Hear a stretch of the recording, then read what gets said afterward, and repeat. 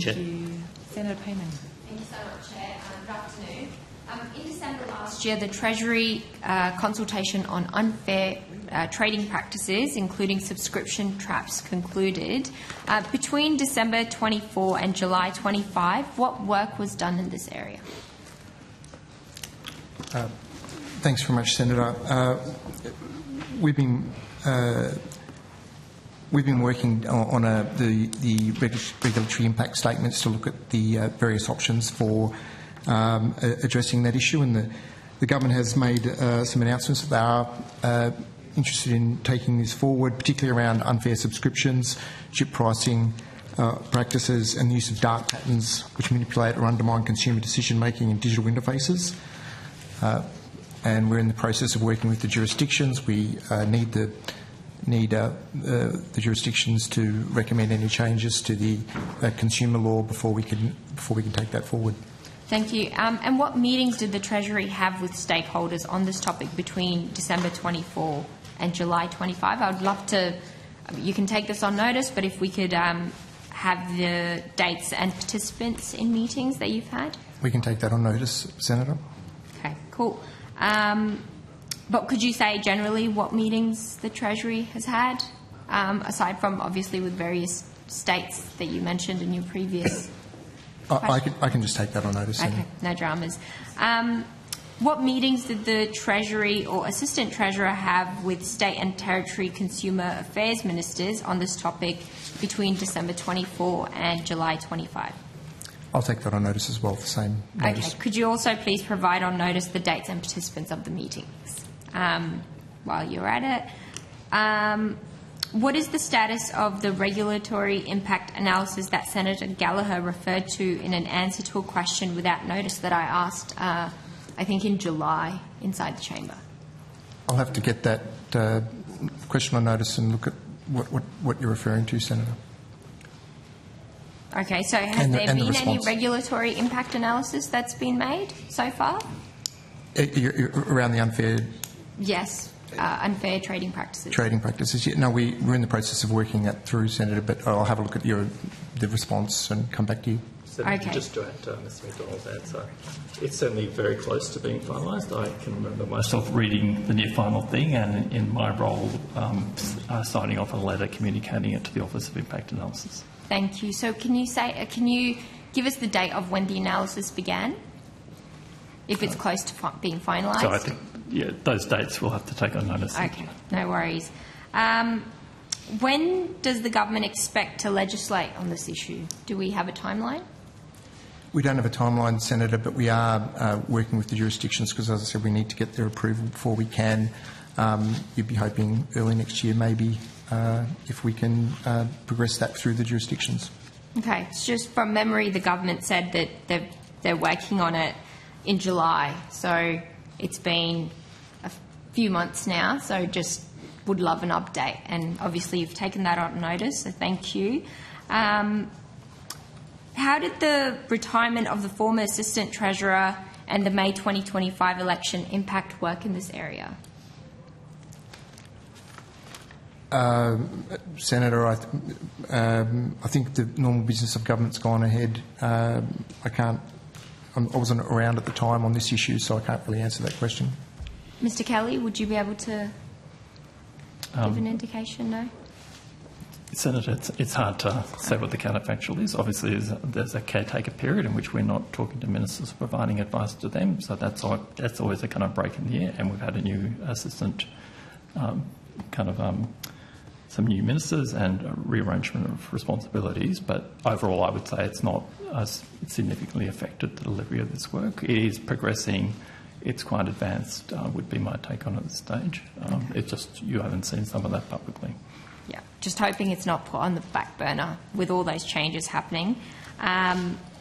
Just on price gouging, in March the government committed to introducing legislation to outlaw price gouging at supermarkets. What work's been done in this area since March? Thank you, Senator. So the government made its announcement made the decision shortly before the election. It was an election commitment of the government. We've been Alongside that announcement was the establishment of a task force within Treasury to progress those issues, and we have been we've been working through the issues since then, and we expect draft provisions to be released shortly. Do we have a timeline for shortly? Well, these things are always a matter for government, but I would expect it to be this month. Okay. Just on the task force, prior to legislation being introduced, a task force was set to be established and advise on the excessive pricing regime. Has the task force been formed? Yes, that's what I was referring to, Senator. That funding for that task force started in July, so formally it commenced then. But we were obviously working on the government's election commitments prior to then, and particularly sort of following the election. Okay. Do we have a status of this legislation and whether it's still on track to be introduced this year, or is that for the government? Well, it's a matter for the government, but we believe that we're on track for the introduction of provisions this year. Minister, do you have a timeline? The official is correct. Would this legislation only apply to supermarkets? That's what the government's announcement refers to, yes. So why are other sectors being let off the hook if supermarkets are the only ones being targeted? Well, ultimately that's a matter of the government's policy, but the government's policy announcement was in response to the ACCC inquiry on the supermarket sector. Minister, I mean, don't you think that the insurance sector should be looked at as well as part of this legislation? Why just supermarkets? Well, Senator, the government's commitment in response to substantial community concern was to develop legislation by the end of this year. The officials have set out for you the processes that the government's gone through to deliver that outcome. That's an outcome that we're very committed to delivering. The idea of incorporating other parts of the economy, including parts that have extensive prudential regulation, structures around their operation, would seem to me, on the face of it, to introduce considerable additional complexity to that work. If the government's commitment here is a simple, straightforward proposition that is on the fast track,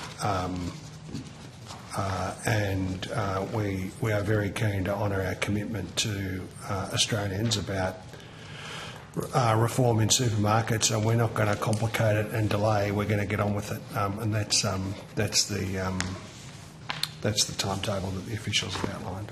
So essentially we're letting off price gouging in other sectors like insurance, but that's okay. The Prime Minister, asked to define price gouging in March, said... No. Minister, I've got very limited time and I've got another committee to go to. I've got one last question. You've chosen to make an assertion about letting... We're all entitled to our own opinions. Thank you, Minister. Well, what that does is invite, of course, a response from me.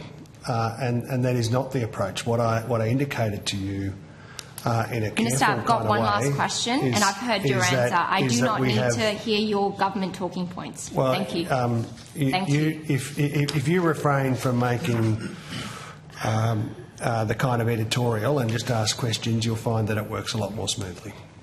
Well, it would have if you'd let me ask my question. Thank you. The Prime Minister, when asked to define price gouging in March, said, and I quote, "Price gouging is when supermarkets are taking the piss," end quote. Has the department developed a definition of the piss and a metric to determine when supermarkets are taking it? I expect that you know that the answer to that question is no, and I would just say that it might be it is one thing to use a phrase outside of the Parliament. I'd be a bit reluctant to, use that kind of phraseology in here, and it's one that that the officials can't respond to. Well, it's what the Prime Minister said, and I'm just quoting him. But thank you, as Minister. Thank you, as I Chair. indicated.